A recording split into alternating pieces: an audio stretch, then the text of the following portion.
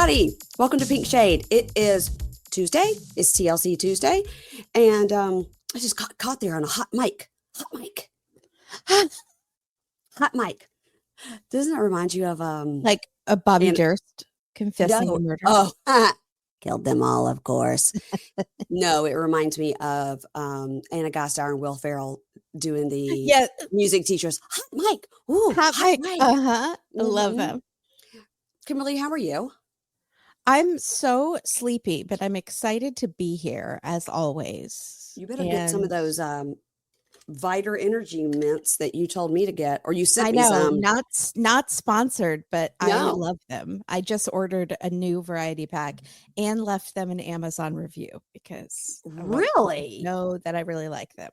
Wow. Did you tell them that you're a micro influencer and you could really up their brand? I don't know how to do that. So go on their website, and in the contact section, it might say like press inquiries or something. Okay. Or contact them on Instagram. Oh, that's a good idea. Mm-hmm. Because that's how we got our lipsies, everybody. I love, and they sent me some stuff, and I'm so excited. Show your lipsy on the camera. I see it. Katie saw me using one. Mm-hmm. And she was like, what is that? What is that? And I was like, okay, I'll hook you up. Okay. So now I got to send her some of mine. Okay, you guys, the Lipsies, Lipzi. It is on my Amazon list, which you can find on the website. But if you just want to go look for them, Lipzi. So good. So good. We love that company. Mm-hmm. And they sent us some. And I am going to my Botox lady tomorrow. And she's got like a zillion, literally like hundreds of thousands of people on Instagram and stuff. And she teaches about injection. And she has like a whole Patreon where she teaches about injection. She's like a big deal injector. And I'm taking her some lipsies tomorrow. She might not like the lipsies because it will lower her cost. It's like dentists not liking what? Sugar-free candy. I don't know.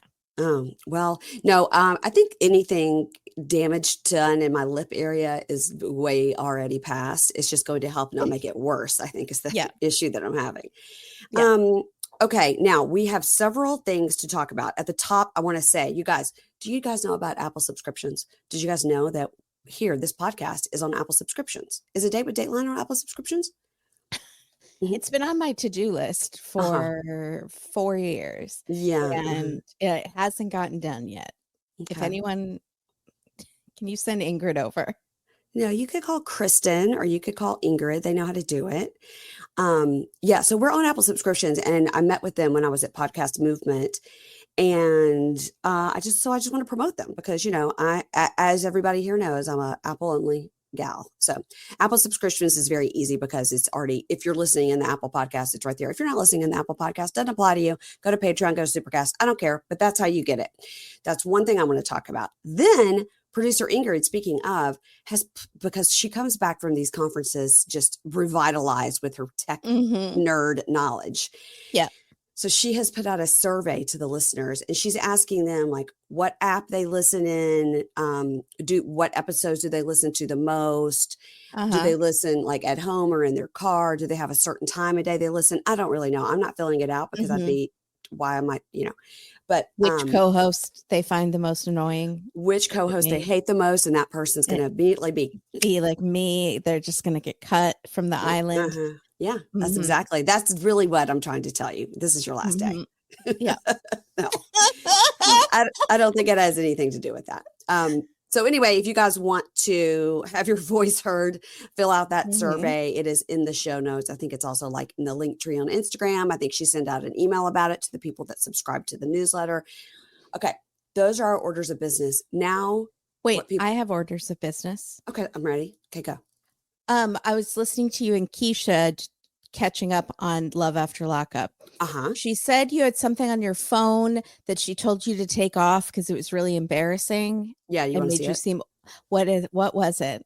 Okay, all right. So, if you're watching on video, I just pulled this is my mini laptop that's old, but I like to travel with it because it's so light.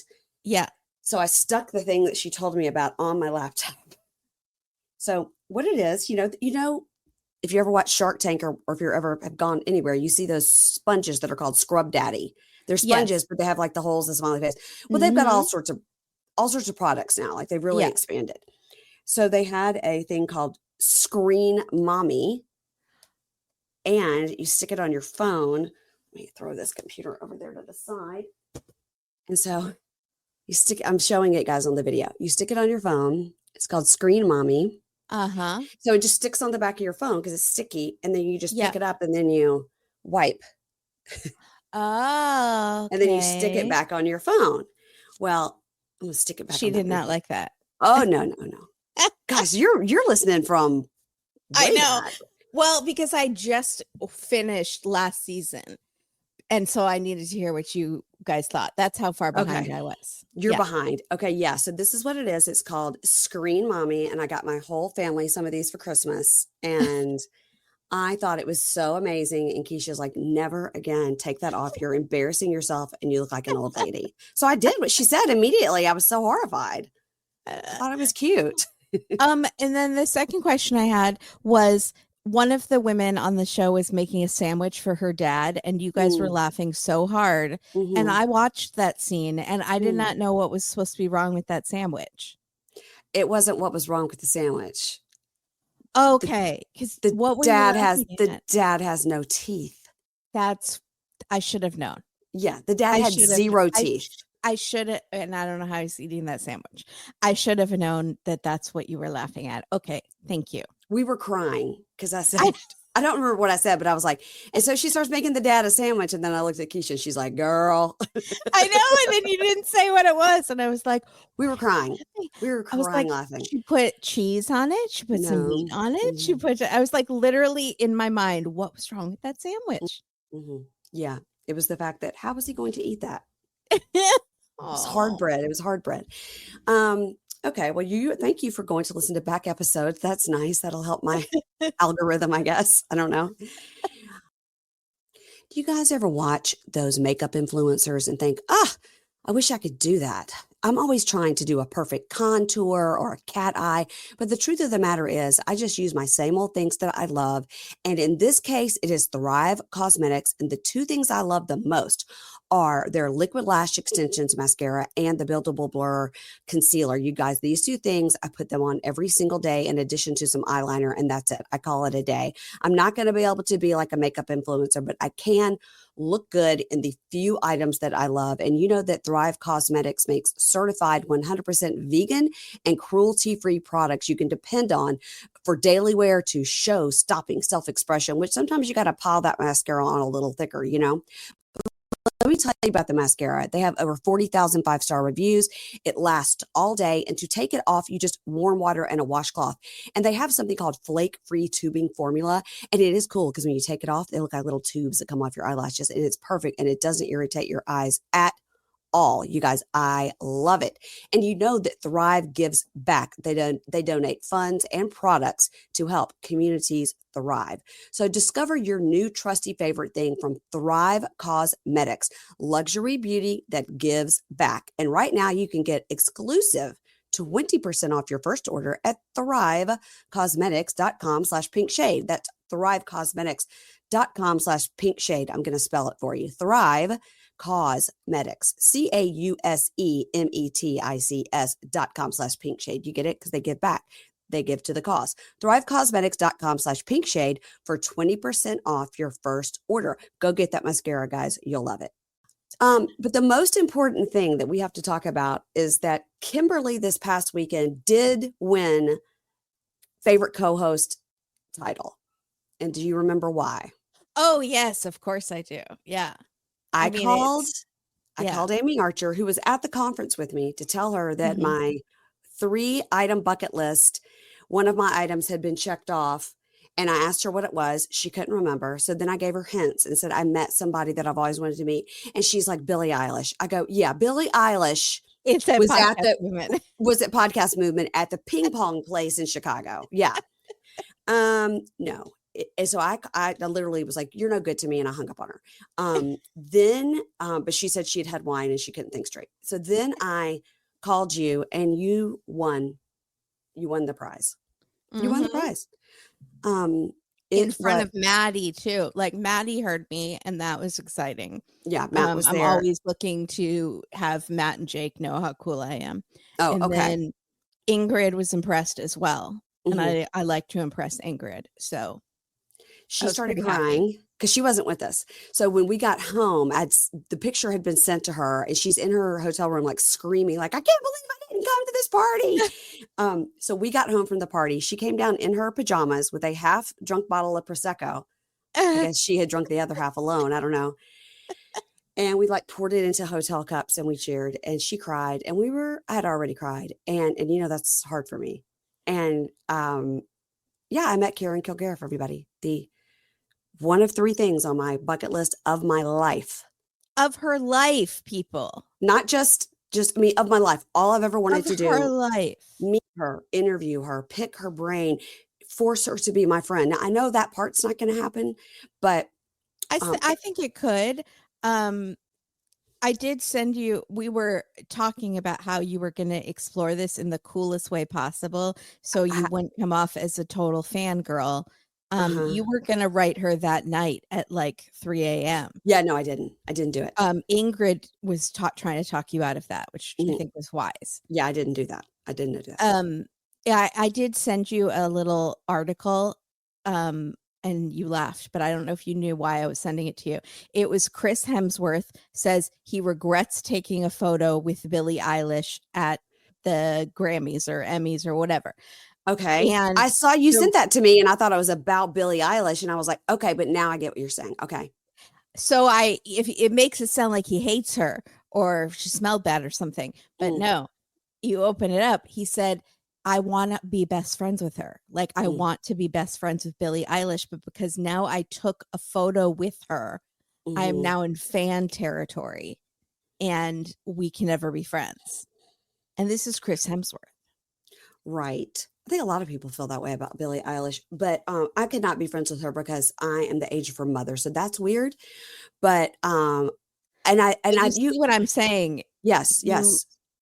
You might have shot yourself in the foot, but right. Not yet with Karen. I still think because you're in the same field, you could become best friends with her. I still think it's a possibility. You just have to play it right. I don't know how to play it right, guys. I really don't. I haven't sent the email. I told you, like, I paid Kristen to make me an entire pitch deck aimed towards Karen Kilgariff. Yeah. And so I have a pitch deck that's just aimed towards her. And I don't know how to go about it. I don't know what to do. I don't know if I should title the email, I met Karen, and that'll get somebody to open it. Like, how do you get somebody to open it? Because I've sent emails in the past, and they talk a lot on their podcast about, like, oh, here's an email that's from 2021. Okay, I'm sure this is timely. I mean, they get so many millions of emails, and I think they have a bigger network now and probably have more people to sift through it. But I don't know. Maybe I should put my hometown is I met Karen. Yeah, we're friends now. Yes, but she was just being nice, Kimberly. But still, she said it. Maybe it could be like a verbal contract. No. And now she has to be friends with you. No, I don't think so. I think she was just being gracious and trying to get away from me. No, because when Matt said how it went, because he was observing, he said it went well. He did put a pause in between went and well. He did. Which made me a little concerned.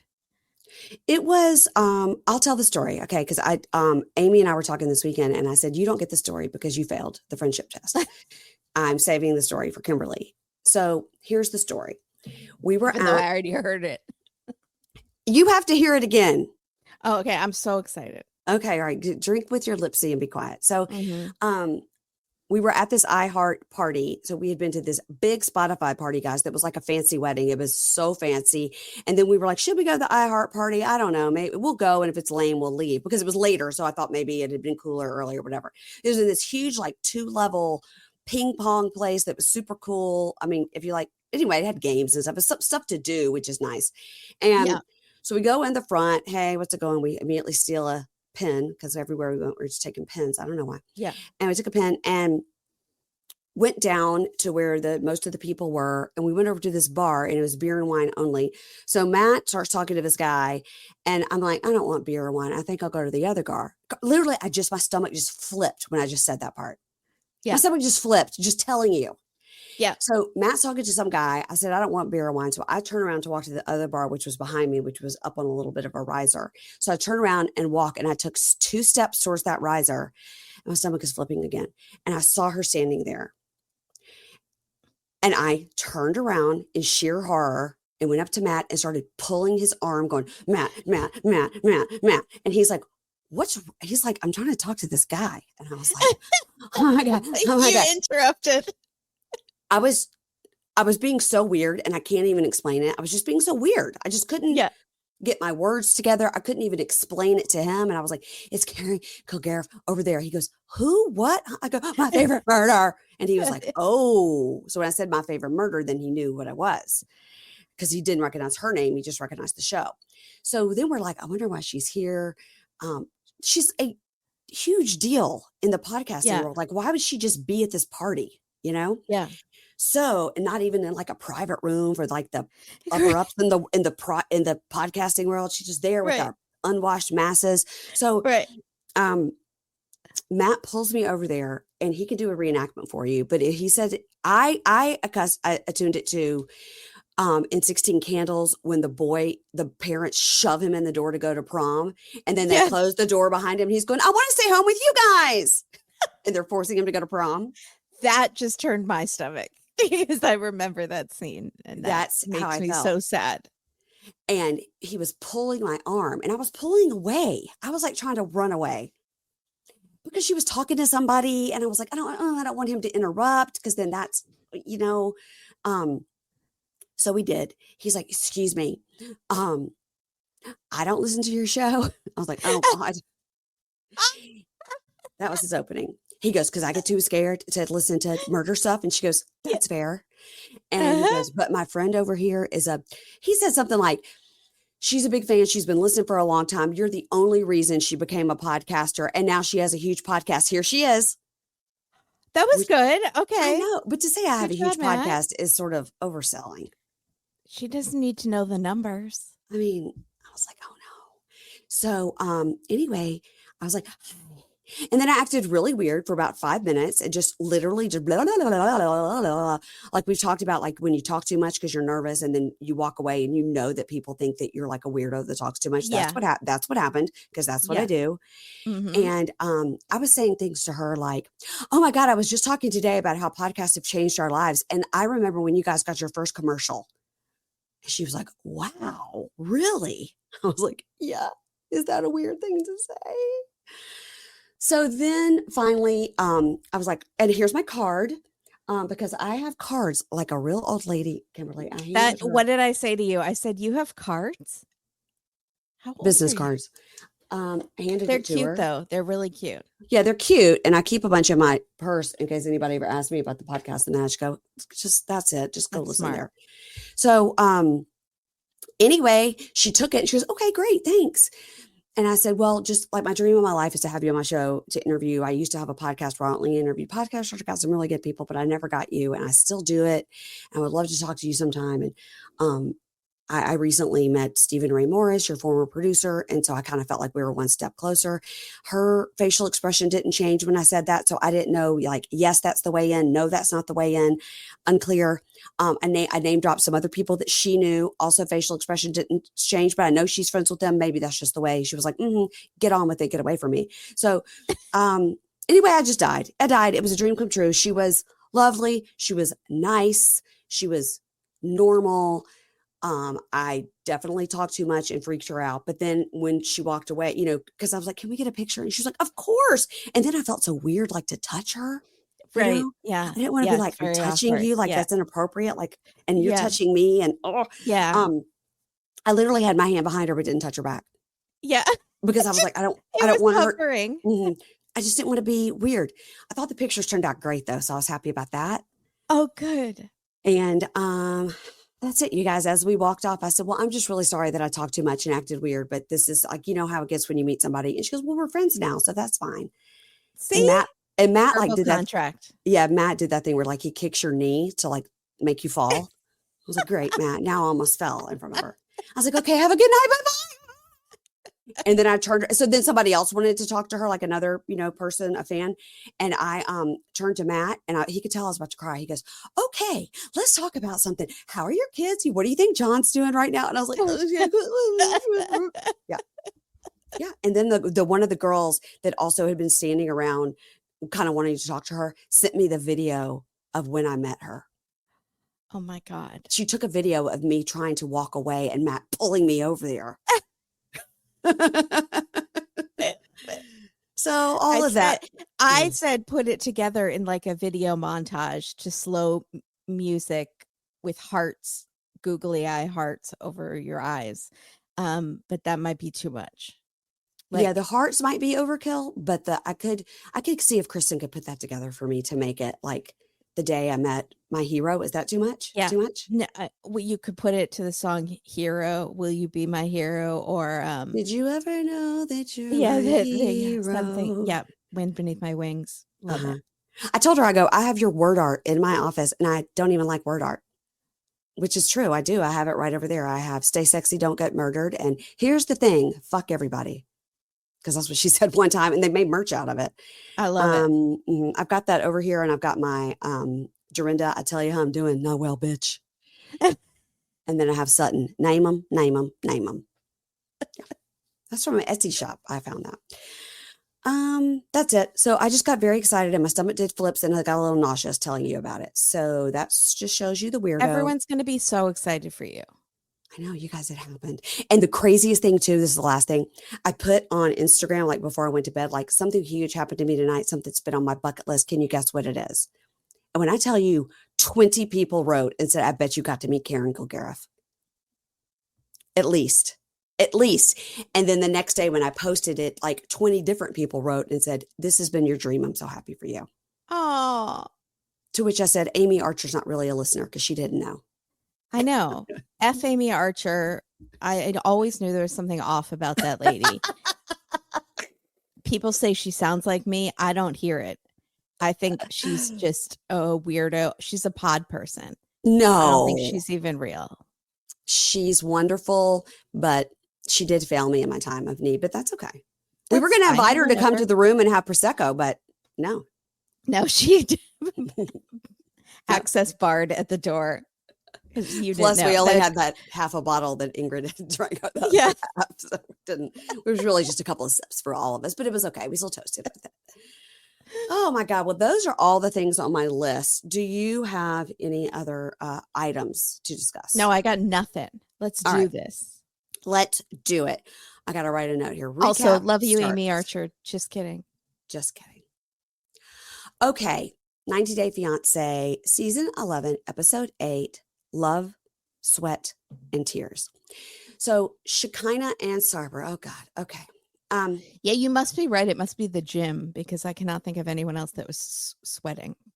By the way, lots of our bunkies are going to Sarper's workout class because he posted about it. Yeah, lots of people wrote, I'm going. I signed up. It's $30. We're in LA? In LA. Mm-hmm. Oh my God. Mm-hmm. So it's How 84 big a space does he have? How big is he? We don't even know. How many followers did he have? A lot? Like 100,000? I don't know. Anyway. I hope you didn't hear that. I just burped. Okay. 84 days to wed. She's making smoothies. He says last night was great, except for Dan.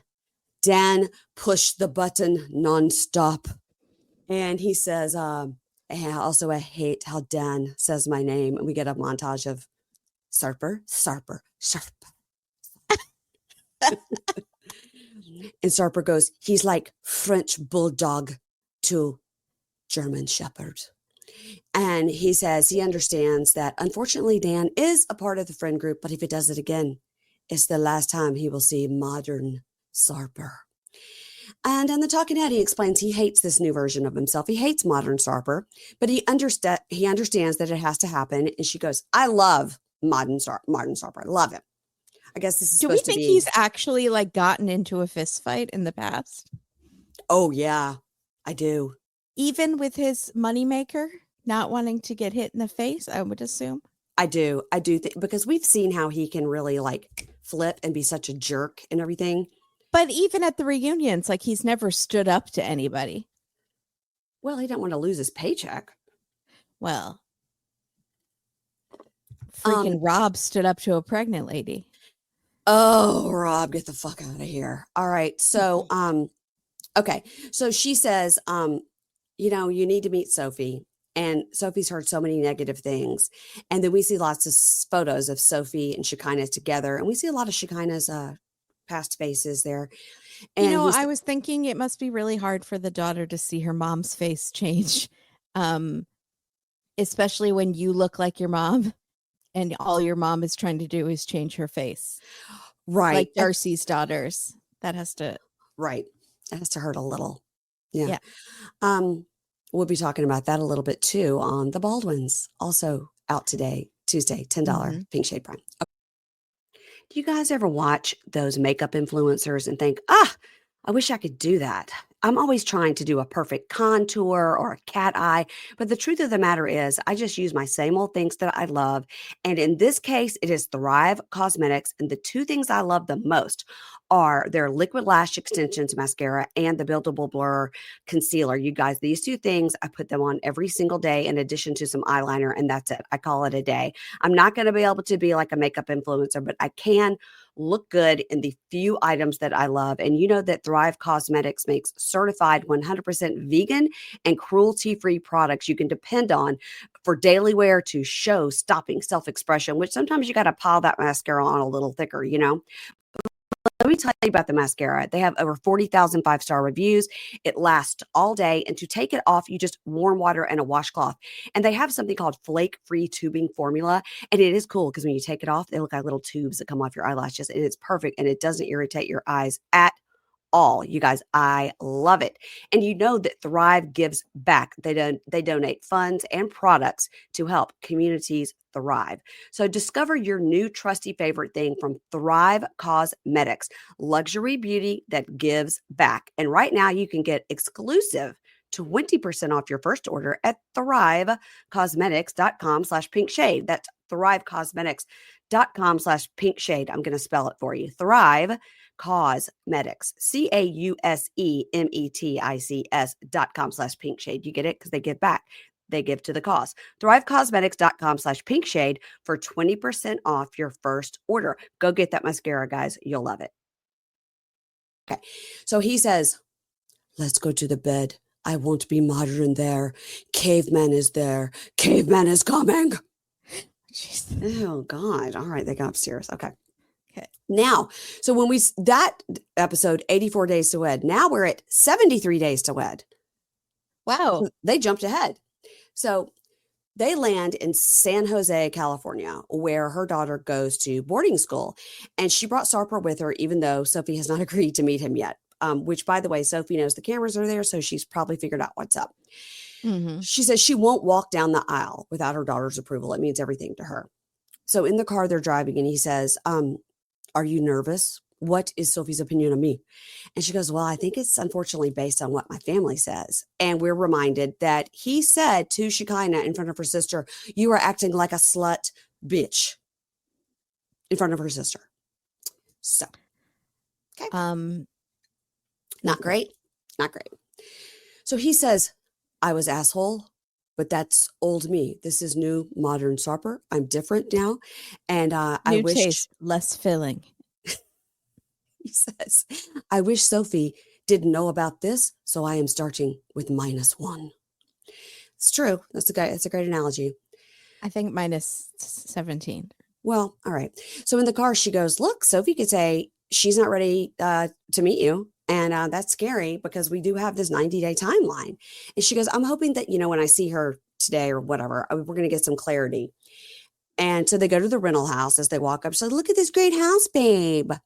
And he goes, give me the bags. I'm bad boy turned into bell boy. He loves to talk about I am asshole. I am bad boy. I know. And He says, look at the beauty of this place and we can interrogate the meaning of life here. All right. So he's so happy that he's going to have like space to walk around because her apartment is so tiny. They could move there. There are people who need fillers up there too. San Jose, they also need Botox. Yeah. Yeah. So in the talking head, she says, I've invited Sophie many times to meet him and I need to just convince her, like give him a chance. Like, don't listen to my sister, like get your opinion for yourself.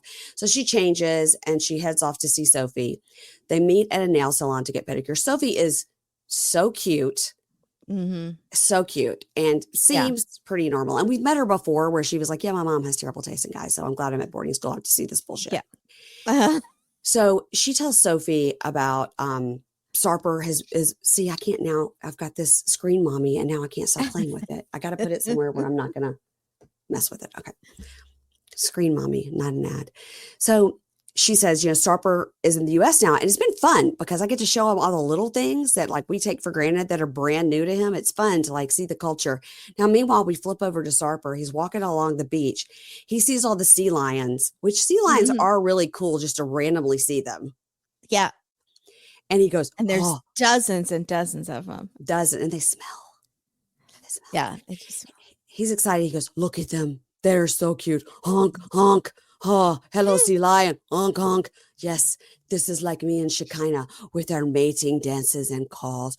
Oh, they're so cute. I want to pet them. But no, they bite me. They bite Sarper. So now that's how I'm picturing they do it.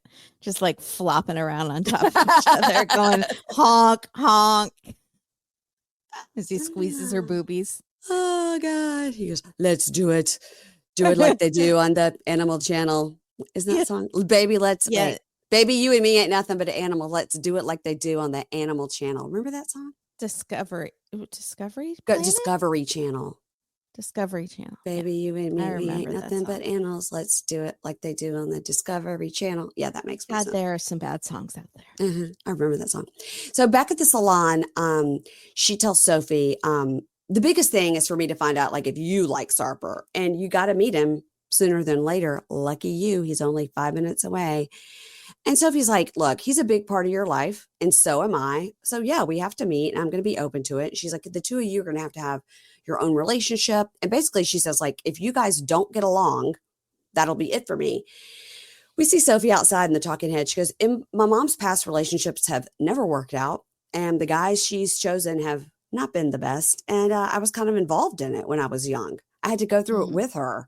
And I didn't want this to happen again with Sarper. So I put, basically I don't want to meet him because what if it doesn't work out like it has with all these other guys, So back at the salon, Sophie tells her mom, look, I'm happy to meet him. I am, but I'm not going to act like everything's perfect off the bat. Like, what if it's not? And she kind of goes, don't censor yourself. Say whatever you're thinking. If you think whatever way he's being, if you don't like the way he's treating me, I need you to say everything.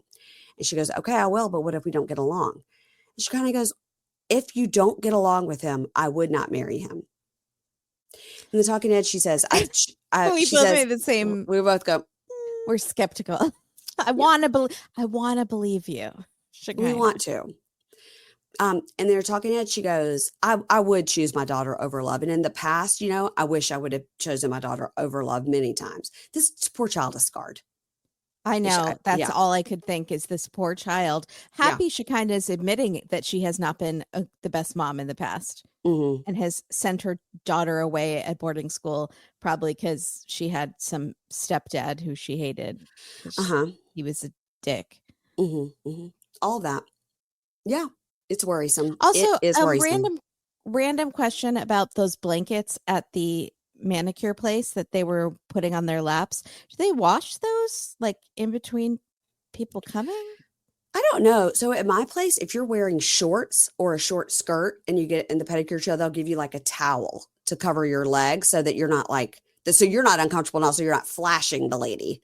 So I don't know. Okay. About the blankets, and the answer probably is no. I mean, they might wash them at the end of the day, but not between people. Yeah. Yeah. Interesting. Okay, let's move on to Mark and Mina, who are on Bald Head Island, which is where I was last weekend.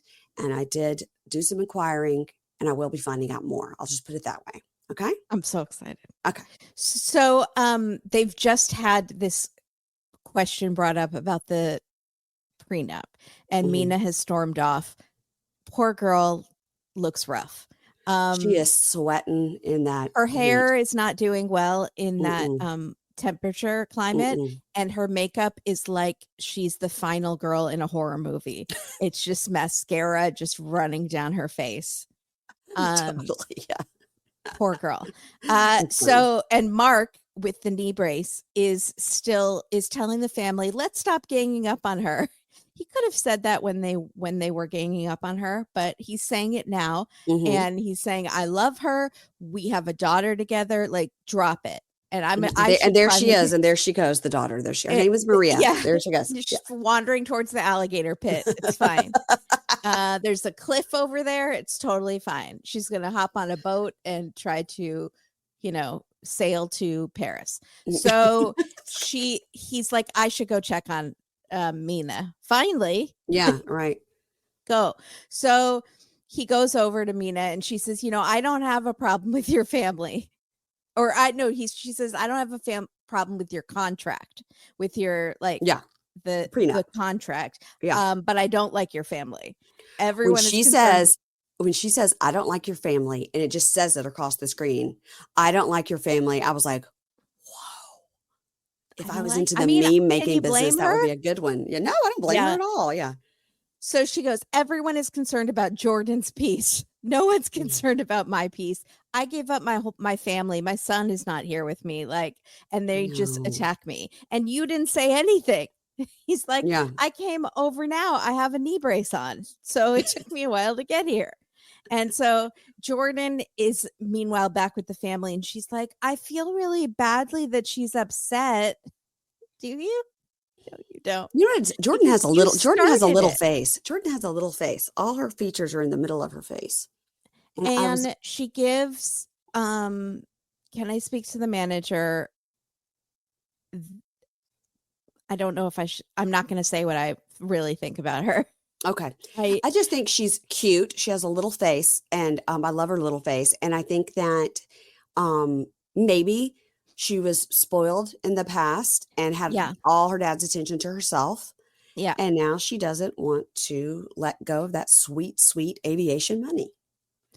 The only person on Pillow Talk who keeps defending Jordan and saying that she would be mad too is Lauren of Lauren and Alexi. Oh, I thought you were going to say Veronica, and you're going to make me send her another text. No. Lauren of Lauren and Alexi, huh? Well, her parents aren't divorced, so it's not like she's like saying, I can understand my parents got divorced and I felt that way. She's saying, I'd be mad too if my dad had a baby with a young woman, and then now we're going to have baby at the same time, and it's so weird, and I'm his daughter, and all this stuff. Wrong take, Lauren. Wrong take, Lauren. Hey, it's not her decision. So Jordan's like, I feel really badly that she's upset, but I'm upset too. And then the grandma is like, maybe she goes, Grandma, maybe you should go talk to him, because my piece is the most important piece out of all of the pieces. I'm the most important piece, and my piece is the most important piece. I'm using piece spelled different ways. Homonyms. Okay. Piece of my piece. So, got you. Yeah. So Grandma goes up to Mina. She's going to play mediator. And she's like, you feel like you're picked on, don't you? She talks to Mina a little bit like she's a baby, but I don't mind it. I think she seems kind of nice. She's like, you are sad. Is Mina sad? She's like, you feel like you're being picked on, don't you? That's just us being concerned, but it's not against you. Of course it is. But she hugs her. That was nice. She hugs her, and she's holding her hand, and but of course it's against her. Of course Mina would feel like it's against her, because it is against her. It's like as if my husband is like, oh, what the fuck is this doing on the stairs or whatever. I go, why are you yelling at me about that? He'll go, I'm not yelling at you. I'm just yelling about why is this on the stairs? I go, I'm the only one here. Right. So it sounds like you're yelling at me. He's like, oh my God, I'm just yelling into the ether. But in this case, yes, they are picking on her. Yeah. they're picking on her. And grandma says, you left your son to come here and you feel like everyone is attacking you. And that's horrible. And some feelings were hurt.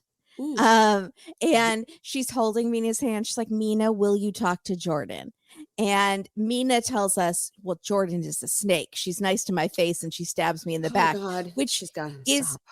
She has to stop with that word, but also that's true because Jordan said on the boat, let's all get along on this boat. And then it drove off as fast as she could in that little golf cart so she could badmouth her to everyone else, and then brought up the cleanup in front of everybody.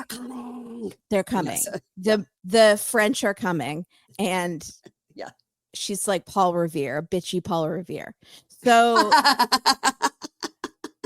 honestly, I'm afraid that I'm so relieved that everyone made it off that ferry alive, because from what I know from Dateline, 98% of the time there's a boat ride, someone gets murdered. So, and on Housewives, 98% of the times, if you go on a boat, everybody gets in a fight. Do you guys ever watch those makeup influencers and think, I wish I could do that? I'm always trying to do a perfect contour or a cat eye, but the truth of the matter is I just use my same old things that I love. And in this case, it is Thrive Cosmetics. And the two things I love the most are their Liquid Lash Extensions Mascara and the Buildable Blur Concealer. You guys, these two things, I put them on every single day in addition to some eyeliner, and that's it. I call it a day.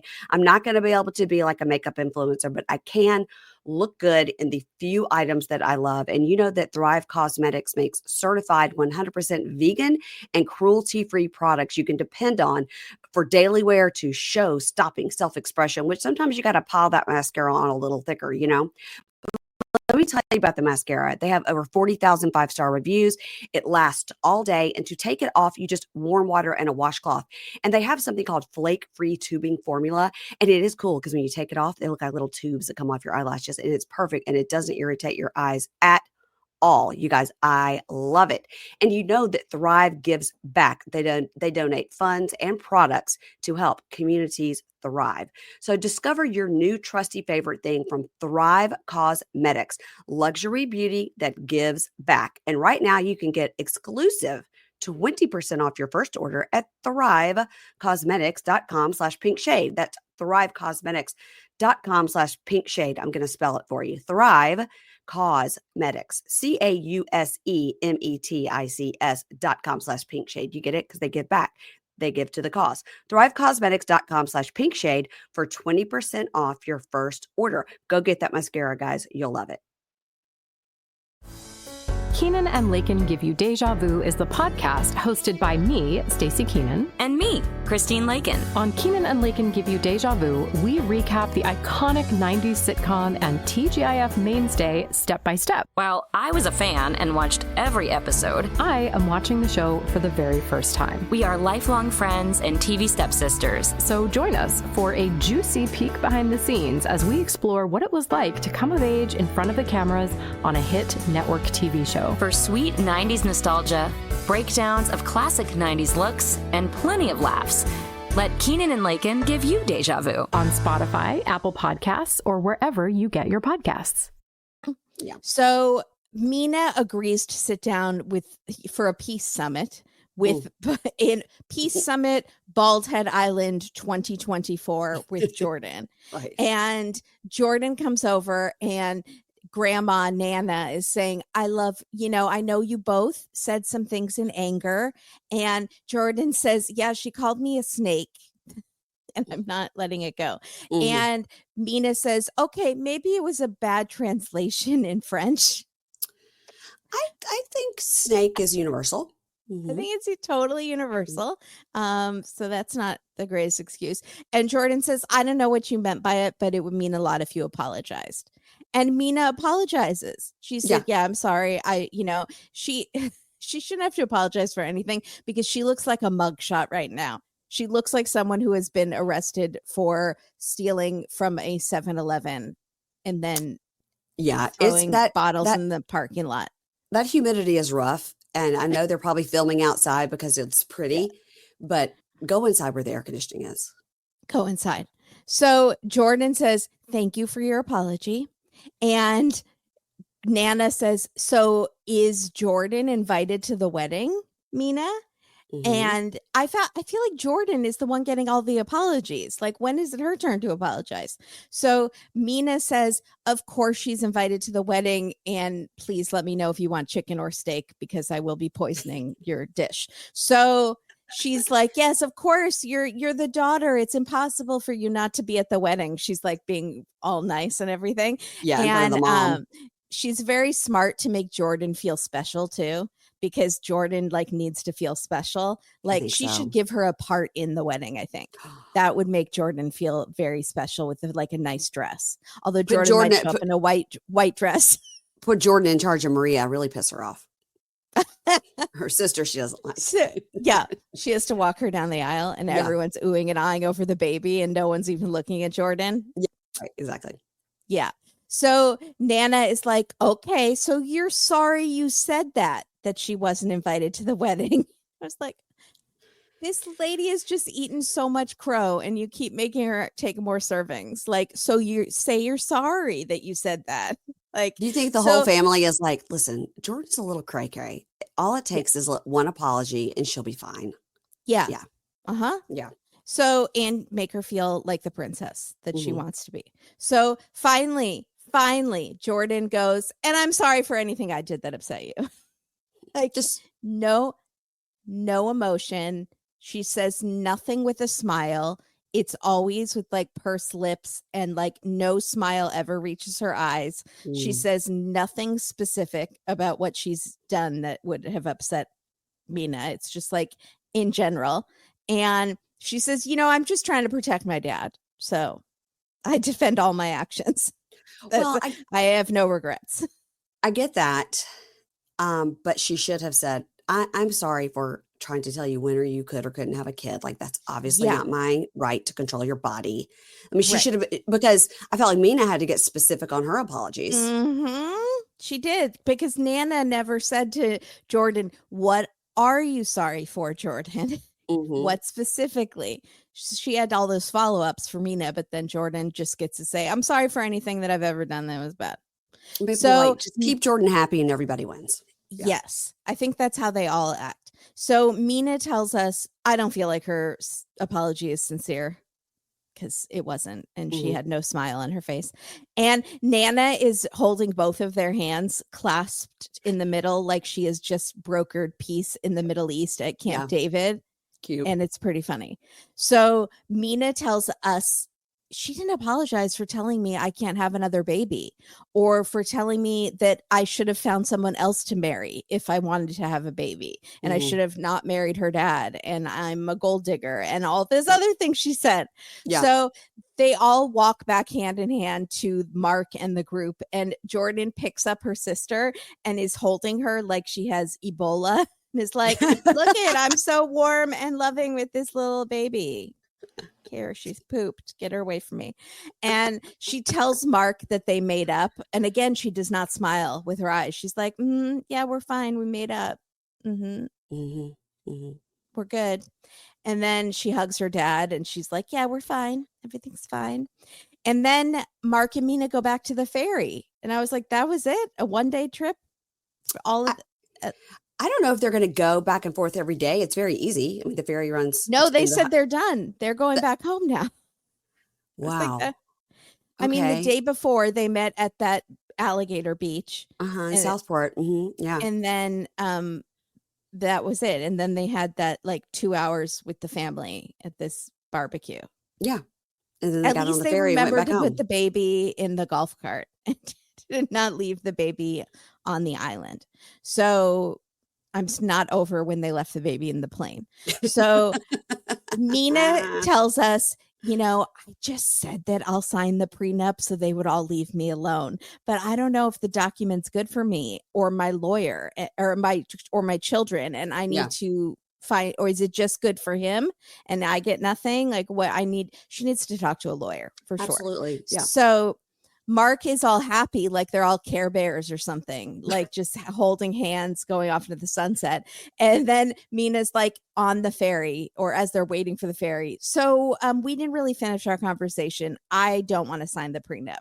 And he's like, I thought we just did this whole thing. But she's right. She's like, we don't need to discuss this in front of your entire family. In front of your whole family. We can have, and they could also sit down with a lawyer on each side to see what's fair. You know what I mean? Yes. Yeah.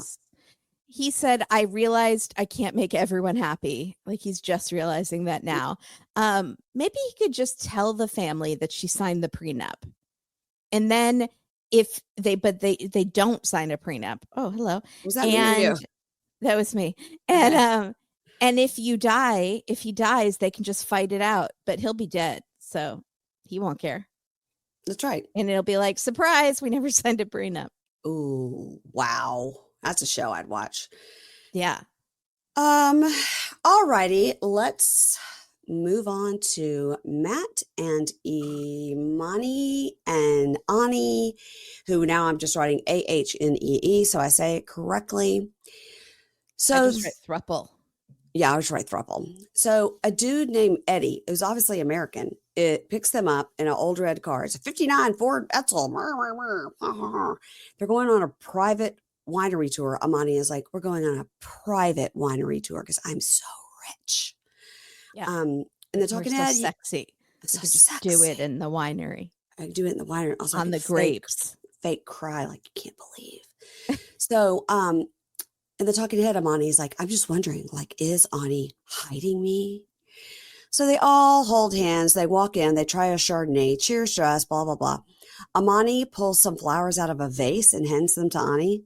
She just like pulls some flowers. And I was like, well, that's here rude. Are some flowers I'm stealing from the centerpiece. It was, and Ani's like, oh my God, so nice. Got. I was like, you got some pink carnations and you just ruined their display. What are you doing? So the talking head, Amani says, look, this trip is going more in favor with Matt. She kissed him first when she saw him. She had sex with him first alone, and I was not a part of it. She has told her family about him and not me. And I'm happy with the progress of the rules and everything we've discussed, but I'm worried about the growing closeness between those two. And I don't want to have jealousy, but I will. So this is what it comes down to. I thought I was the hot one, and I thought she was more into me, which is what I thought too. Yeah. And now she's keeping score, and there's like a tally marks in her head, and Matt's getting more. Nerdy Matt, who's always like smiling with his mouth open. My dumb husband, she's more into him. Yeah. So we come down to what it is, right? She wants to be the chosen one, and she wants her Which own is, husband. Again, not the part of the throuple. That's not what you're supposed to. It should be equal. Supposed to be equal. Yeah. Yeah. So the wine guy's like, can I take a photo? And so they take a photo with Matt in the middle, and she's just glaring. Amani is just glaring at Matt and Ani. But I mean, I was like, you guys suggested the picture. So they're eating cheese and talking. And did you notice how aggressively Amani was shoving that cheese in her mouth? She was just nonstop with the cheese. No shame. I get the same way about cheese. And she goes, the truth is, Amani says this, the truth is I'm upset about the conversation in the car and you telling your family that I'm just a friend. And, we're in a polyamorous relationship. So why didn't you introduce me as the girlfriend and him as the friend, like why was I the one on the side? And she goes, well, when I get there to Guadalajara, wherever they're going, I will present you as my girlfriend. And Matt goes, but aren't you planning to tell your family before we get there? And she goes, before? No, honey. No. You don't understand. I'm so sorry. You don't understand. Why does it matter if she tells them one day before or the next day? Why does it matter to them? Because they don't want the family to be like ambushed? But they are on a TV show and they're trying to become influencers. They should want a big ambush scene. True. But maybe Ani's like, that's where I draw the line. Like I can't ambush my like super Catholic family with this. Or maybe I have to. That's the only way they'll accept it. No, she is ambushing. She wants the ambush. They don't want the ambush. Maybe she thinks if my family sees them in person, they can't be rude because they're right here, Right. Yeah. And they can't tell me not to come because we'll already be there, Right. Let's not beat around the ambush. And let's Stevie ambushed her dad practically, like she the did. day before Maddie was coming. So yeah, she did. It's a trope on this show that they need. Yeah. Yes. Yeah. Oh, yeah, totally. So Matt goes, look, we're afraid that you're covering up who is important to you. And she goes, listen, I love Again, you. it should be me. I'm Yeah. the And Matt's like, I'm the one. me. And Yeah. she goes, look, I love you, but like, you have to give me time on this. Matt does this like smirking because it's so fake. Amani goes, ooh, fake cries and says, I just want you to be with us. Ooh. And then Matt goes, okay, all right, crazy. All right, listen, does anybody, anyone, friends, family, anybody know you're in a relationship with us? And she kind of hesitates. And Amani, in true like telenovela drama, goes, it should be yes or no. And it shouldn't take you so long to answer. And she storms off. Now, it's so ridiculous. This is when she goes, you can't turn a fucking hoe into a housewife. That's what's fucking going on. Storms off, fake crying. I was like, okay? But all that cheese on the table. There's Don't no crying in cheese. Come on. Pick a fight until after you're done eating. Yeah. So in the talking head, Ani goes, I feel like she's pressuring me to do something that I'm going to do on my own time. And she's pressuring me because I think with Amani, it's like, if you don't do what she says, somebody's going to get hurt. Yeah. She likes to run the ship. So Amani is like fake bawling, crying, fake. The whole winery can hear. Like, yeah. I hope it was a private tour and there was no one else there. Because she's wailing. She's wailing again like a telenovela. Yes. I just mío. Like it's full, but she's not in Spanish. No, but right. It's like with that attitude. Yeah. It's like, I just throw myself against the wall with my hand. And so again, Matt seems to be, smirking. And he's talking to her. He's like, it's okay, honey, baby, honey, baby, honey, baby. It's okay. And then Ani comes over and they squat on the ground together for no reason. That's not good for your knees. What are you doing? Why are you squatting? I think she thinks it makes it more dramatic if she's like, oh, I have to get on the ground. I collapsed to the ground. Yes. There are zero actual tears on her face. Now, her makeup does seem a little smudgy, but I think she smudged it herself. Yeah. I think she did. So Amani is like, why won't you tell the world that you're in a serious relationship with us? When will your actions match your words? Why don't you listen to me? Well, the world is going to know because you're on television. Okay. Yeah. And Ani goes, listen, here's the truth. The truth of it is she doesn't understand me because she's so open with everything doesn't mean I have to be. And we can't all be like she is. And I'm just protecting myself here. And then he comes up and he squats. He's like, why are we squatting? What are we doing? Also, he keeps calling them girls. He keeps going, girls. Yeah. No fighting, girls. It's like his daughter. Yeah. Separate, Yeah. So Ani goes, okay, I will tell all of my people. And they all unsquat together. Now, if that was me, I'd be like, I'm stuck. Somebody help me. I mean, I've been squatting for a long time. I need help. And they're like, let's go. So they start to head out. And Amani says to Ani, I love you. I just want to make it work. And Ani goes, you don't understand. And if you don't understand this, I can go. I'll just leave. It's okay. You've got to understand where I'm coming from. No, you don't understand. Stop it. I love you. I love you too. And they start fighting. And then Matt goes, wow, this is not how you deal with it, girls. And Ani says to Amani, if you could get more relaxed with me, like less drama. I like to have less drama. I can't deal with this. Amani goes, I don't like drama. I like to make my point. And Ani goes, you're not my owner. You're not the boss of me. Talking head, Ani says, I want to go with them to the U.S., but I'm scared to go with them to the U.S. because I think she thinks if she has the money, she can give me orders. Mm-hmm. Uh-huh. So Matt says, standing there with Amani, Matt goes, well, that didn't go well. And she goes, is that all you have to fucking say? Stay here. So he's like, oh God, okay. And they're like fighting over this guy. Come on. And I also think they're fighting over Ani, her. Her too. Even Amani. She's so crazy. Yeah, her? Yeah. Maybe we just solved it. They're perfect for each other. Yeah. So Amani goes up to Ani And Ani goes, if you could just shut up, you could hear me talking. I love you more than him. She's like, what? She goes, I feel more for you than for him. I'm staying here because of you, not him. Now, this is all Amani wants to hear, by the way. Yeah. So then she goes, oh, how dare you? Don't tell him that. That's so hurtful. No, we're supposed to be equal in this. But secretly, she's like, Remember 30 minutes ago when you were like, it seems like Ani likes him more. Yeah. Mm-hmm.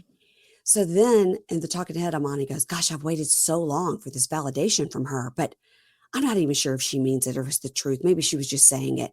I definitely don't know if I should tell him that she said that, but actually I can't wait to tell her that. I can't wait to tell him. But is she saying it to both of them? That's the question. Yeah.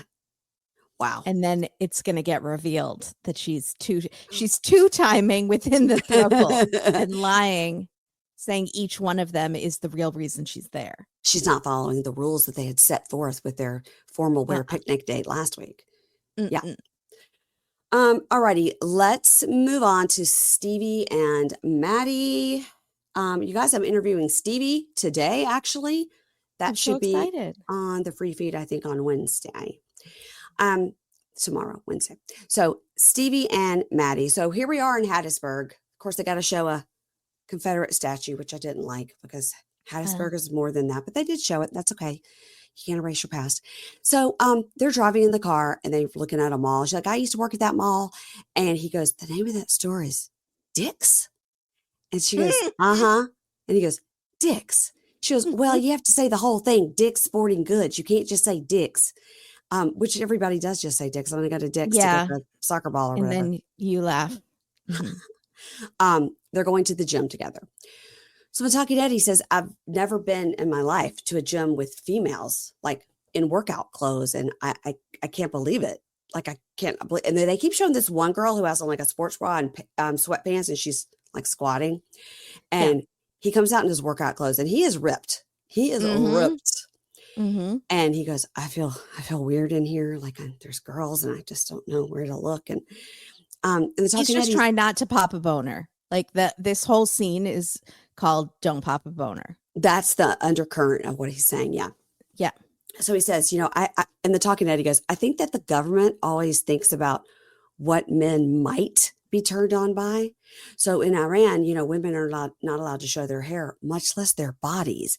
So I'm just trying hard to look anywhere but at these women. Like, he just can't believe these women are in the gym. He can't believe it. No, he's like walking around with his textbook in front of his pants. He also has like a very long time textbook. Junior high. Yeah, right. And so she goes, I'm going to go get on the treadmill so you can lift weights, or you can just like kind of figure out your way around the gym. And I'm just going to go do some cardio. He goes, no, I'll come with you. She goes, you don't have to. You could go. And he's like, no, I'm very nervous. So a girl comes up, that same girl, and asks him about the weights, like about lifting the weight. And he goes, I don't know, because I do it in kilos. So I don't know, And he's like, okay, look away from the girl. And then he talks to Stevie about like his dream of being a personal trainer. And she goes, but how professional will you be? Because girls are really forward. Like, if I saw you in the gym and you were cute, I would come up to you and be like, hey, what's going on? Like, you want to go out sometime? What would you say to that? He goes, how would I handle that? I guess I'll just say I'm married. And she goes, yes, that would be a good start. Right. So, because she's like, if I looked and saw a guy that didn't have a ring on. So once he has a ring on, it'll be fine. So now they're talking about her painting. And he goes, I would be very uncomfortable if you were painting men. And she goes, really? And he goes, yeah. He goes, it was really hard for me to come in your house and see boobs. So honk, honk. Boom, boom, boobs. So many boob paintings. And he goes, like, there's so many. I was just wondering, like, are you sexually attracted to the women? And she goes, I have never been asked that question. That's weird. That's a weird question. I don't want to answer that. I'm attracted to you. God, men are so weird. Like, my dad asked me too, like, are you hiding it because you met a woman? And he goes, so really? You have been asked that question. Well, he goes, so your dad asked you? And she goes, no, he was being sarcastic. And he goes, maybe your dad has seen something.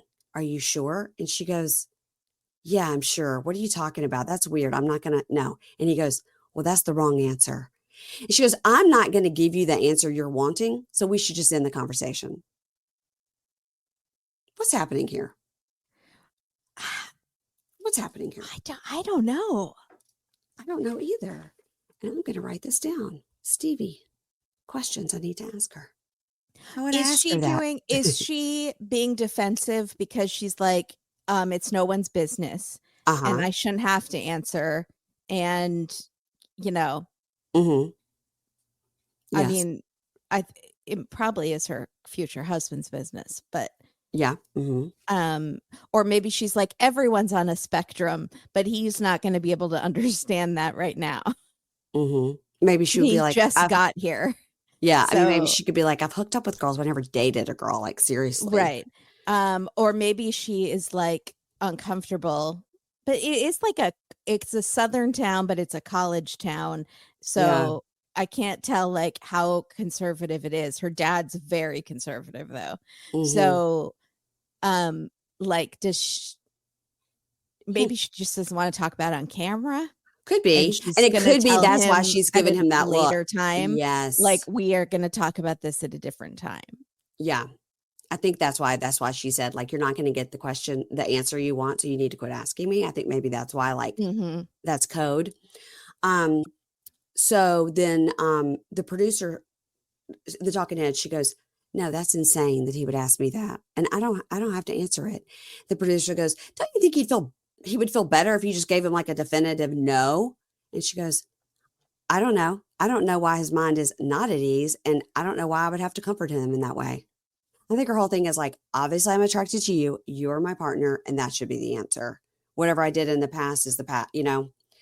Well, it's like Rob and Sophie. Like she came out to him as bisexual last season and he was all upset about it. But she's like, I'm attracted to you as a person. So it's like, it doesn't matter if I meet someone else and they're like, happen to be like a hot woman or a hot man, because I'm attracted to you. So it doesn't matter. But she had never really explored that part of herself. And I think that's why he was concerned. Like, what if she's going to feel like something's missing and she does want to explore that part of herself? Later, and she now said we're getting married. Later, she said she lied, though, you know, and that she had dated women. She had. You're right. Yeah. So he was right to be skeptical, but Rob sucks. That's who cares. Yeah. So, and the talking head, he goes, no, I actually do need to know for sure if she's bisexual before we get married. Like, I need to know, because what if we got married and then further down the line, she wants something else? Okay. 80 days to wed. He's been there 10 days now. They're at her house and they're going to have some kind of a date night. And the talking head goes, it's weird to have like a date night. I never saw my parents kiss or touch or anything. It's just not done, but we're going to do it on camera. And we're going to, okay. So they're having wine. And he says, this is crazy, because if you have alcohol in Iran, you would get, and he kind of does a, you know, and she goes, what? And he goes, yeah, probably like 40 lashes. She's like, what? Yeah. And then she goes, okay, so go ahead and get naked so I can paint you. And he goes, what? No, it's really like he just got to America and was so blown away by Bourbon Street. And now you're making him like strip and paint each other on camera. He's like, huh? And he goes, are you kidding? And she goes, no, go ahead and take all your clothes off. He goes, huh? And she goes, no, I'm kidding. Of course I am. And she goes, well, here's what we're going to do. You're going to paint my butt and my legs, and then I'm going to sit on a canvas and you'll have that. He goes, no. No, you can't do that. I'm very uncomfortable. No, this is too much, too soon, maybe later. And so she's laughing. She goes, okay. And she goes, okay, well, what can we paint? And he goes, you can paint my guns, because he wants the gun show. So she gets the paint. He takes his shirt off. She gets the paint out, and she kind of puts the paint all along the side of his arm. And then he does like a flexing, and she smashes the arm on the canvas, and he likes it. Those scratches on his back. No, I didn't. I just noticed that that hair on his body is very short. Like he probably shaves it. I was like, he's hot, but let's wax those shoulders. Yeah. He could use a waxing. Yeah. And then like he sits down on the couch next to this pillow, which the pattern of this pillow like matches his chest hair perfectly. I was just fascinated by his body hair in this whole scene. But no, I didn't see the scratches. Good for them.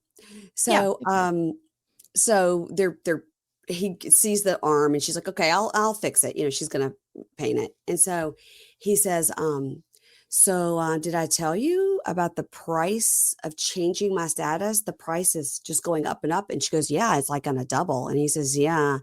And he goes, so if we get married earlier than the 90 days, it would be better for me, saving money. Like if we could do it in a couple of weeks. And I know that would be hard, but we could save that money and then I could work. Yeah, I could go to work sooner. And she goes, and she said, I do understand that from a logical standpoint that it makes sense, of course. But it's a lot to process. I have to think about it. And right this exact minute, I'm not sure how I feel about rushing it. And he goes, well, I can promise you if we could do that, then I could be happier sooner.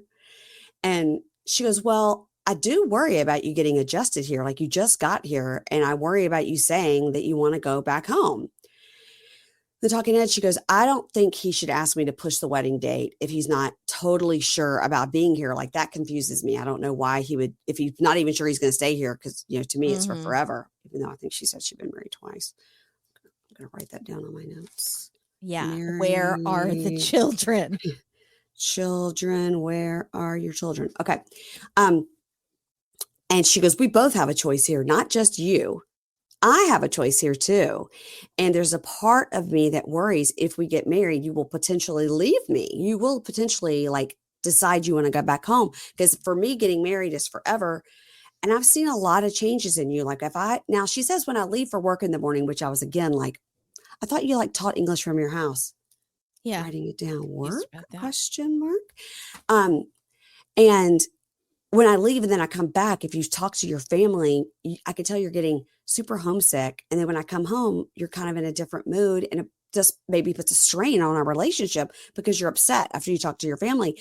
And he goes, oh, I thought I was doing a good job of hiding my feelings because he's so monotone all the time. Yeah. And she goes, I don't know, maybe if you didn't talk to him every day, if you didn't talk to him so much, it would help a little bit. And he goes, so you want me to not call my family? And she goes, no, that's not what I'm saying. I'm just saying talking to them every day is keeping you in the mindset of being there with them and not the mindset of now you're here with me. And if you're not 100% sure on this, I don't think I'm going to be able to marry you. So his talking head, he says, I call my family every day and I can't help it, but my mom will start crying. And then that's really hard on me. And then of course I feel stuck in the middle because I want to be here with her, but of course I also want to be with my family. And I don't like that she's saying don't talk to them as much. And she has to actually just be willing to trust me on this, or maybe we shouldn't get married. I think all of this is a made up storyline because I think they're fine and they get along great. And they have to they have to have a conflict in order to be on this show. It can't just be happy. Yeah. I think much like many of the couples on this show, he's stuck at home just talking to his crying mom on the phone. That would make anyone feel out of place. And then she goes out and has a life. He needs to find a life there. No one on this show does that. They could take some community classes. Yeah. You don't need a pass, a visa to do that. Yeah. You could volunteer or find a mosque to go to or a club or something. Yeah. There are things you could do without papers. He doesn't seem to be, writing this down too, he doesn't seem to be super religious. No, he doesn't. Because he's not concerned about her covering her hair, and he's definitely not concerned about them drinking or her driving the car. They might be one of our only couples besides Rebecca and Zied, where he is from a religious country and is not making her conform. Yeah, or pretending that he's not and then bringing it up later. That's what we always fear. That's what we always fear. Yeah. Yeah. All righty. Let us move on to Jessica and Juan. Oh, God. And that's you. Emily, who I keep calling Megan. Her name is Megan. It's Megan with an I, but I keep thinking it's Emily. Why did you think it's Emily? No idea. It's because she just looks like an Emily. Yeah, it's Megan with an I. So, Jessica and Juan's hero shot is so dramatic. She reaches for him and he turns away and looks off into the distance, like full on telenovela. Like, did you see did you see Shekinah in Sarpers? So first they've had one where she like put some makeup on him. Oh yeah. And then this one is like boop. And Sean and Aaliyah, she's putting makeup on herself. I'm like, oh yeah, God, they're getting creative. They're getting very creative. Yeah. I think he bites Shekinah's finger. Yeah. In one of their hero shots. Yeah. They're also cringy. Yeah. They used to just like pose. Right. And then remember when we got 90 Day UK, they were like action shots. They were all like jumping in the air and like, and like like dancing, like boomerangs, like up and back, up and back. Yes. So funny. I like it. So it's something to keep the show lively. Just keep us on our toes. Yeah. So Jessica goes to meet with Megan with an eye, which is still insane to me. And Jessica tells us Megan doesn't have many friends. In fact, I'm like her only friend. That was tough to hear. Was that shade? Why did she have to say that? I don't know. And it explains so much too. Megan is married, from what I can tell from her Instagram. So I mean, she does have a life. It's something weird.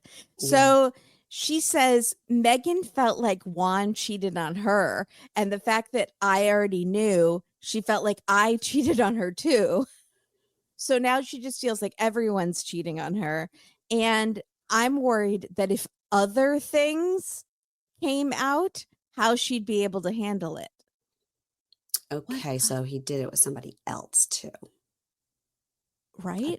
I bet. Mm-hmm. Or is there something even worse? Like, does he have another child somewhere? Or charges? No, and I kind of understand the Megan side of it, in that you've involved me in this drama all this time. Yeah. And then you get resolution to it and you never tell me. And so I'm out here looking like an asshole, hating your future husband because you never told me that the two of you made peace. So I look like a jerk. And this is why you should never tell your friends everything if you think you're getting back together with a person, because then everybody's going to hate that person when you get back together with them. Right. They can forgive, but you're not the friends that never forgive. Never. So never. No. So she orders the mango daiquiris that are ginormous and that they don't drink. They just sit there. So they're like, if we drink these, we're not going to be making sense on camera. Yeah. Mm-hmm. So Megan starts crying again because that's what she does. And if they're at a bar. So she's that girl that cries at bars. And she and not even in the bathroom, like a normal girl. She just cries at the bar. Yeah. So she's like, you both lied to me. And, but as she's crying, she's smiling at Jessica in this Megan the robot doll that kills people after she floss dances. And so do a side by side. It was creepy. Okay. It's this smile that's like, I'm gonna kill you and your boyfriend if you ever cheat on me again. Dateline crossover. Yeah. And Jessica tells her, it is my relationship. And Megan's like, what? She goes, it's my relationship. And so there are things I won't necessarily share, but you're my maid of honor. And I need you and Juan to be family. And I'm actually really scared that you're going to stand up and object at the wedding. And we all are hoping for that because it would be really good TV. And Megan is like, smile, smile, smile. It's going to take time to trust Juan. And Megan goes, well, our wedding is in 90 days, so you don't have that much time. And Megan says, how can I trust him again? And Jessica's like, I don't think she's ever going to let this go. And I'm worried about how she's going to treat Juan. I don't think she'd actually kill him. She's not a criminal. that would be crazy, but she would be really scary. She's like literally going off on this monologue about on camera slowly realizing her best friend might kill Juan, and it was very enjoyable. It's just sort of like, why is she so obsessed with this situation? It seems unhealthy. Maybe she should get herself into therapy, even though she is a therapist. is a therapist. Yeah. I think she's secretly in love with Jessica. Could be. They look alike, actually. Or secretly in love with Juan. And that's why all that hatred comes out for him. But anyway, she doesn't think that Megan would kill Juan. That's good. Okay. Justice for Juan. It would be a great spinoff for Happily Ever After. A murder trial. I don't wish it on anybody. We don't want that for Juan. No, I like Juan. We like Juan. Okay, so we're going to go to Sean and Aaliyah. And it took me a second because I was like, and Maxwell. Maxwell is so cute. So, okay. Talking head together, she says, last night they had sex. It was special. And the doggy's in the bed with her, when they're talking. And she's being sweet to the dog, even though she's uncomfortable with the dog being in the bed. And he goes, I'm going to make the magical bed do its thing. And he presses a button and it like vibrates the bed. I guess it's like supposed to be like a massager. Yeah. She's like, oh, I love this. And then he goes, also what I'm going to do to make you get out of the bed. He like lifts it up like a hospital bed for her to get up. Yeah. Nobody mentions this little baby doll in the bed with them. I wrote, what the hell is that doll? Why does nobody mention this baby doll? Why are they both cuddling with it? Is it Aaliyah's that she brought from home that was something special from her past? Is this a baby doll that they got so they could pretend they have a baby? I don't understand any of it. Oh God, like one of those ladies who pushes them around in a stroller. Yeah. Yeah. So hopefully somebody has seen her do a live or something where she talks about it. But it was weird. So she goes in the bathroom and she gets her toothbrush and she comes back out and she's like, with her toothbrush, she goes, my toothbrush was there all night. Like it's his fault. Like he did something with her toothbrush. And she goes, what do you mean? He goes, it was touching all night. And he goes, it was on top of the soap holder, like the soap holder where it's got like the little slots in it, for the toothbrushes. Yeah. And she goes, how can I use this? It was out all night long and not covered. And he goes, what? And she goes, so when you flush the toilet, the bacteria and germs go into the air and touch the toothbrush. And now I need a new one. I can't use this. I got to throw it away. He goes, so she must keep it in a medicine cabinet at home if she doesn't have a cover. Right. Or she has a cover and puts that in the medicine cabinet. But where is the cover? She didn't bring it with her. She didn't. I'm sure she brought a brand new toothbrush with her. I don't think she would travel with her toothbrush. And so she goes, okay, so now I need to get all the things to clean. I have to get all the things to clean. We have to go somewhere and I have to get, she goes to the bathroom, like, oh my God. Like she opens the trash can. She's like really upset. I was like, did she just not brush her teeth then? Yeah. She's like, you can have it now. It's disgusting. He's like, okay. So she goes, he goes, I just rinse my toothbrush before I put it in my mouth. So it's clean. She's like, oh, and then you kiss me with that mouth. He's like, okay. It is gross when you think about it. Yeah, it is when you think about it. And the talking head, he says, I've always thought her concern with germs was just a side of her being a nurse, but really it's extreme germophobia. And I try to tolerate it, but some of it, I can't. But the toothbrush thing. Okay. All right. So they're going shopping and they're looking up at like some houses up on the hill in the Hollywood Hills. And she goes, look at those mansions on the hill. And he goes, yeah. And she goes, it's crazy because in Brazil, if you live up in the mountains, it's the slums. You're poor. But here in Los Angeles, you're rich if you live in the mansion up there. Isn't that interesting? It's very interesting. Yeah. It seems like that's where the view is and people want to live up. But in their country, if the further up you live, the more poor you are. Interesting. So they go to Larry's Pharmacy. Were you familiar with Larry's Pharmacy? No, take her to a CVS. They had barren white walls in that pharmacy and like 2 shelves of things.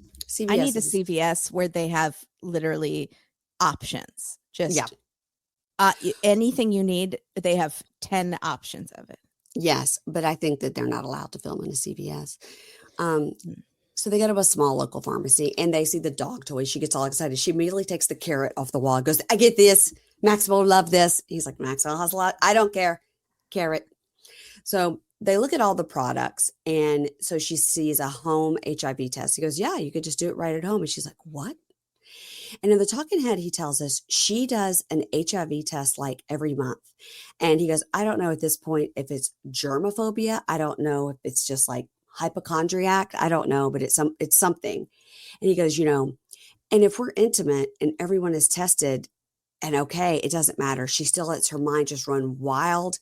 And, in a perfect world, we would be monogamous, but it's a catch-22 because if we open the relationship, she fears STDs and is so worried about everything. We won't really be intimate very much. But if we're monogamous and she fully transitions, and then I feel like I'm losing things I enjoy, which is being with a man. And so we're just trying to figure out how to navigate it, really. I want her to be happy with her life, obviously, but I need to be happy in my life too. So now we go 87 days to wed. They're at a restaurant. And she says, I'm very happy with the new toothbrush and the cover that goes with it to protect it from the germs. And that's a good thing is she's very happy with like little things. Yeah, she's happy with that fake carrot for the dog. Yeah. And she goes, and I'm very happy with the HIV home test. Very happy. And he goes, did you ever like skip a month testing yourself on that? And she goes, I got better. And I think I did like 7 times in a year because like my mind was just so full of the possibilities. And that's how I can relieve my worry. It sounds a little OCD, maybe more so than germophobia, It's 100%. It's OCD, anxiety disorder. Like there's a lot of things. Because I thought I had AIDS growing up when I was a child all the time because of my severe anxiety that was never treated. And that's why I got on medication and therapy. Did I realize that's not normal or a healthy way to live? Thinking that you should just fixated on it all the time. Yeah. So, and she says, that's the only way to be relieved is to take the HIV test. And he goes, do you think that's a lot of times to be taking an HIV test in a year? And she goes, yeah, it's crazy. And so he goes, okay. So the talking head, he says, and this is what we're realizing now. It's not just about the sex. He says, if she goes to a nail salon and she thinks it looks dirty, or if she cuts herself and she's at the gym, she has to go home and do an HIV test. It's every little thing in the world. She's afraid of everything. Yeah. Yeah. That's horrible that she has so you can imagine the open relationship, how worried she would be more than just the infidelity part. It's the OCD, the germ part. Yeah. Also, he did confirm that she's a nurse. So he said it. Yeah. How is she a nurse? Like, does she not have to test herself just when she goes like home, just like breathing in the air at the hospital? I would imagine she feels like full she hazmat, has gotten something. Yeah. So he says, so we were intimate. So now are you going to start worrying? Like, how's this going to go? And she goes, well, I thought you said you're going to be monogamous when I come to America. And he goes, yeah, I am. As long as we're still being intimate, then it's no problem to be monogamous. The talking head, she said, wait, what? No, that's this is mixed signal. So in the talking head, she goes, I want to be monogamous. And part of it is my germophobia. And so now he's saying he will be monogamous with me if he's happy with our intimacy. So this makes me have a lot of questions. Like, is he still going to be attracted to me? Because when we started the relationship, he was attracted to the men's. Right. And now I don't look like that. Mm-hmm. So she says, all right, so how will you feel if I start to change my body? And he goes, well, at this point, you've only talked about the brow bone shaving down and increasing your butt to look more womanly with your curves. But for now, you're saying everything else. He means the private area will be staying as is. And so he goes, but now, I don't know. I mean, are you forever going to be changing? Is it going to be constantly a new thing with the changing? And she says, truthfully, she goes, I don't know. I don't know if I have a limit. I don't know what the limit would be that I would change.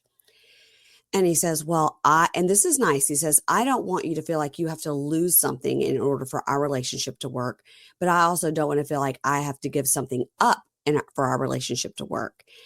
And I would love to say it's all fine and it doesn't matter what you do or what I do, but that's not true.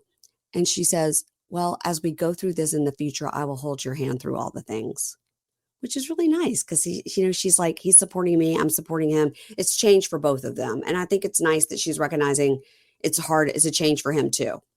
Right. However, yes. Does he seem happy that she's there? I think he's very interested in her as like a person and somebody he can take care of and love. Yeah, I don't know the answer to that. He just doesn't seem that happy, and she's only been there for 3 days. But that also just might be his personality. That could just be his personality. Yeah. So in the talking head, he says, the truth is, if she gets full gender reassignment, it's hard to imagine to me. Like, it's really hard. I'm not in that mindset, so I can't imagine how that feels. It's hard to really grasp that. And it's all new for Aaliyah too. So I'm not holding her to anything. I'm not holding her to any, specific, yes, I'm doing gender reassignment. No, I'm doing partial. No, I'm not. And he says, and I appreciate, she said she wants to support me through it, like I'm supporting her. And really, truthfully, we have something special that goes beyond gender or her name. But I fell for a man, and I don't know how I'm going to feel once every nuance of that person is erased. Right. And we know we're under the gun of a timeline here with the 90-day, and the time is ticking away, and that's really hard. I mean, this really is like very, very, very complicated. And I think the show is approaching it respectfully. I think. Yeah. So. I mean, the last week was rough with them calling her by her said name, like repeatedly. But yeah, it's a very complicated situation, and not a lot of couples survive a transition. Or I don't know the statistics. I only know from like people that I know where it doesn't always. It's not because the person's changing. Yeah, so, in lots of ways, not just like. But which is why marriage is hard in general, because people change and grow as they age. Not their gender expression, but like other things too. That's all right, Kimberly. It's a tough one. I don't know what the right answer is, unless it's just maybe they're both not what the other person needs and they should break up. I think perhaps they should have waited on the K1 and just done some more visits, because the last visit was still so fraught with like conflict that, and they've not spent a lot of time together where she's just been Aaliyah. Maybe it was too soon to do this 90-day thing. Yeah. Well, in the words of Sean Robinson, we're not going to solve it today. So next time on Never Joan, gets old. Never gets old. Joan makes Greg exercise. He doesn't like it. And she's like, and then he says, hey, I've got a job interview coming up. She goes, don't screw it up. If you don't get the job, I'm leaving. I'm done. He's like, wow, Joan, wow. No smile on her face. She's furious at him. She's not joking. No. Aaliyah and Sean meet with somebody. It's not clear in the preview, and this woman, and he says, honestly, I would have loved to just live together and not have to do this K1. And in the talking head, the friend says, I don't know if Aaliyah is getting what she needs here. I don't know if Aaliyah is getting the love she deserves. I was like, wow, who's this ally? Yeah, love her. Maddie goes to a monster truck rally, it seems like, with the dad, Perry. And he tells, which was funny. They're just throwing him into the deep end of America. Yeah. They really are. Boob painting and truck racing. Bourbon Street and truck. Yeah. Next, we're going to wrestle some alligators. So he tells the dad that he wants to propose. And Perry's like, now she said she might be having second thoughts. Now, I don't want to threaten nobody, but it's best that I don't get mad. And then the talking head, Perry goes, look, if he's having second thoughts, I'm not going to walk her down the aisle. And that's fair. Yeah. So again, I think it's all made up because I think they're fine. Yeah. So the throuple, Amani cries and says, I put my whole life on the line for Ani. And Ani says, if you don't relax and calm down, we can't stay together. Chill out. Well, she said it perfectly. I don't do drama. You like drama. Mm-hmm. Yeah. Right. So there's some woman that's shopping with Mina, and this woman tells Mina, you know that when he was talking to you, he was also talking to his ex, Jade. And she's like, what? And then I guess it seems like she gets in a Uber to go meet up with old Jade and leaves him babysitting Maria. Yeah. Dun, dun, dun. What's going to happen? The two Parisian women against each other. Was Jade Wait, was that lady Parisian? I don't know. No, maybe she wasn't Parisian. I don't know. Kimberly, this Friday when I was at speaking to Mina up in Bald Head Island, we were watching TV and Dateline was on, and I was like, okay, I really need to take my notes. I got a lot of note taking to do over the weekend, but Dateline's on and I hadn't seen it, so I watched the whole thing. Are you covering it this week? Yes, it's called Deadly Obsession. Very good episode. Yeah. When it was first going on, I was kind of like, have I seen these people before? Yeah, I know. We had the same reaction, but it was a new episode. We had not. I didn't even know the case. I guess I didn't either because, well, listen, we love a case with a twist at the end where somebody tries to represent themselves in court. Always entertaining. This was hilarious because someone was trying to represent themselves wearing a puffer coat, like a puffy jacket in court. Well, she would just midway through be like, you know what? I'm cold. Can I get off? And just head back over to her seat and grab her coat. And we're like, it's not what you do in court. You can't just interrupt the, So it was a good episode. So I watched it. Dave even watched it. My husband, well, I mean, kind of. He was also like playing a game on his phone, but he was like, wait, is that the same lady from earlier? I go, yeah, she looks different. Yeah, she looks different. Jail will do that to you. That has to be frustrating watching this. I don't like watching TV with people who are not paying attention and asking questions. That's annoying. That's why we don't really watch anything together. I go, unless you're going to get full attention, I can't watch it with you. Yeah. Yeah. Speaking of that, I was watching the White Lotus finale. I'm not going to give any spoilers. I'm not. No spoilers. But I was watching it and people kept coming through the room. When will I learn? When will I learn? So they would start running the ice maker, or Anna came through and was talking and she goes, and then I rode a unicorn. And then I go, what? And she goes, I'm just talking to you. You're not even listening. And I said, I have already told you it is the finale of White Lotus and I'm not to be spoken to. And so she left the room. You need like one of those airtight chambers. You need a panic room. Okay. A panic room with 2 sets of doors. And they both have spin locks, eye scanner, locks, biometric, and then biometric, and so you have to Mission Impossible your way into the room, and then no one will bother you. I don't know how you live with people. I haven't had roommates in so long. It would drive me crazy. Well, I should just come up to my office, but because it was the finale, I wanted to see it on the bigger TV because this TV in my office is kind of small. I could have just come up here and sat on my couch and done it, but the dogs are a little nervous because we just got back from a trip, and so they're just a little panicky. Yesterday I was recording with Keisha and it was nighttime because I'd gotten home late. It was nighttime, and I walked out of my office and Violet was sitting outside my door of the office, like waiting for me to get done because she was like, "What's happening? What's happening? Where is that woman that just made me go on that boat?" And I was so scared. Everybody, that's the episode. And there was this Parisian lady, and she was yelling at this little white girl with the stink face, and I was like, stink face. And there was a baby there. They just left the baby on the ferry. Oh, I'd be so excited. Ginger and Violet are like, "Ruff, ruff, take care of that baby." Oh my God, we almost lost the baby on the ferry. Oh, Thank you, dogs. No, stop. Everybody, that's the episode. On Thursday, I am going to be talking to Molly McAleer, who has that podcast, Mother May I Sleep With podcast. She has a couple of podcasts, and she's going to be on Talkin' Pop and Bravo. And also, I believe Wednesday, we'll put out the interview with Stevie, my Mississippi girl. I'm very excited about that. I've got some little notes here. I like her. I like Stevie a lot. I think we're going to have a great conversation. That'll be Wednesday. And then this weekend, of course, Amy and I will be covering 90 Day, The Last Resort. You guys, that episode is going to come out on Saturday because I'm traveling. I'll be going to Mississippi. That'll be trip 3 of 6.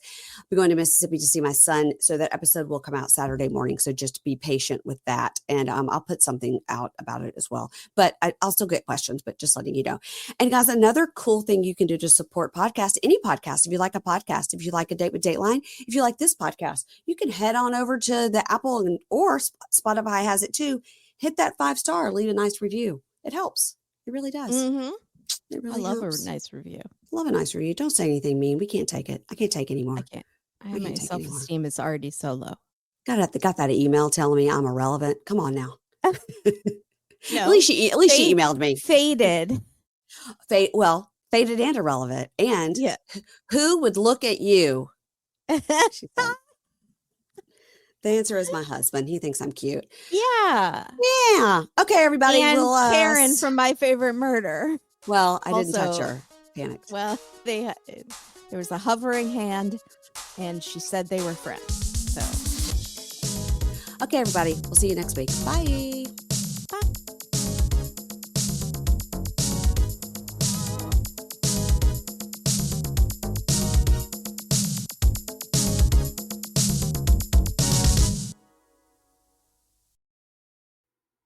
Ads not read by me, Mary Payne, don't necessarily reflect the views of Pink Shade.